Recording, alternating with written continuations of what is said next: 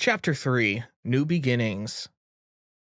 Dom sat thinking about what he could do with himself now. The military? He was done there.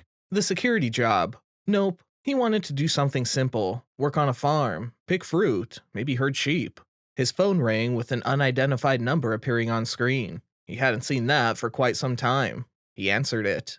Dom, a grisly voice on the other line stated with a matter-of-factualness that instantly he knew was a military man, and then quickly deduced it was General Kaufman. Dom, the voice said more sternly. Yes, sir, Don replied. I lined you up for a job interview at Max Powers. He's an old friend of mine. Did a couple tours with me. Likes the vets. He'll take care of you. Don't let me down. Dom replied. I appreciate that, sir. But actually, I was thinking of picking... While he was mid-sentence, the call was hung up. Sounds about right, Dom mumbled to himself.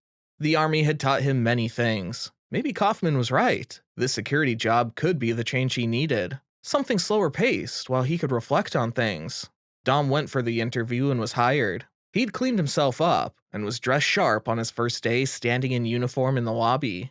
Mr. Powers came in as lots of people were vying for his social attention as Dom watched on. He came up to the counter and said to Dom, So, you're our new security guy. Just remember to take it easy here, soldier. He smiled and walked off, before Dom could even take a breath to say anything. No wonder this guy and Kaufman are friends, he thought to himself. Dom wandered to the rooftop on his patrol. He was looking around the city, at the tiny people down below like dots, and the business owners working hard every day. He was contemplating his grandfather's words. As he was deep in thought, he heard some feet shuffling from afar on the other side of the roof. There was a middle-aged man, with hair tossing in the wind, disheveled and uncouth. Dom felt uneasy at the sight. He slowly wandered in that direction, not directly though, the way a cat edges its way across ground. Nice view, Dom half shouted to the man. Yeah, the man replied. We're 40 stories high here. You don't want to get too close there, Dom said, smiling in a friendly way. Yep, long way down, the unnamed man replied. Dom said, I was in the army, you know. I lost a lot of friends. They had no choice what happened to them. The man stood there and said nothing. Dom continued. Sometimes the only choice we're given is what we do now. Quietness filled the sound of the bustling air. We had a saying in my squad, measure, build, adapt. Mr. Powers and another security guard came racing across the rooftop. Powers yelled out, Get over here, you crazy son of a gun. You're not fired, I was just having a bad gout attack. There's no pain like toe pain. Just ask the mafia, Powers said as a bad joke to ease the tension. The men looked relieved and they made their way back inside. The next day, Mr. Powers called Dom in for a meeting.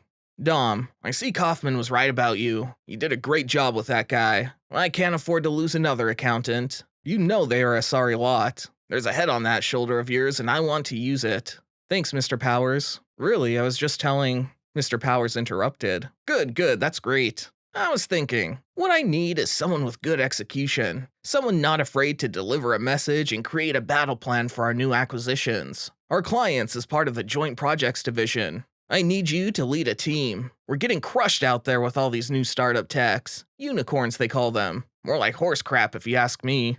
I'm not so sure, Mr. Powers. I have limited... Excellent, Powers interrupted him, confidently ignoring him. So we'll start on Monday. Dom just nodded, realizing this was the most effective communication strategy with Powers. Powers lit up with a genuine smile at Dom's simple reaction.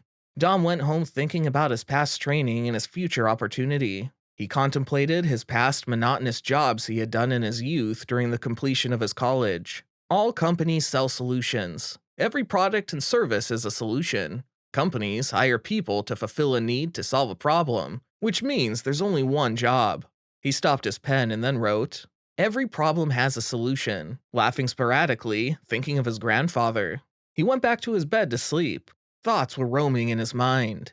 With the passing months, working in business strategy, he became obsessive and started looking for ways to test his theories. He started rebuilding his confidence as he made solid progress based on the military principles he'd learned. He started to consider going out on his own, away from Mr. Powers, but he realized that to work on the most prominent problems he could find, he needed more than just a can-do spirit. He needed a team, and not just any team. He needed wolves. Dom had little experience starting a company. Dom's first taste of owning a business was in junior high school. He would buy Little Debbie snacks and sell them to his friends. His parents worked hard for 30 years, doing the same monotonous job every day with no complaints. They took their children on family vacations and allowed them to play whatever sport they dreamed of. He looked up to them, their persistence and tenacity to do whatever it took to take care of their family. But he knew working 30 years doing the same thing was not his path.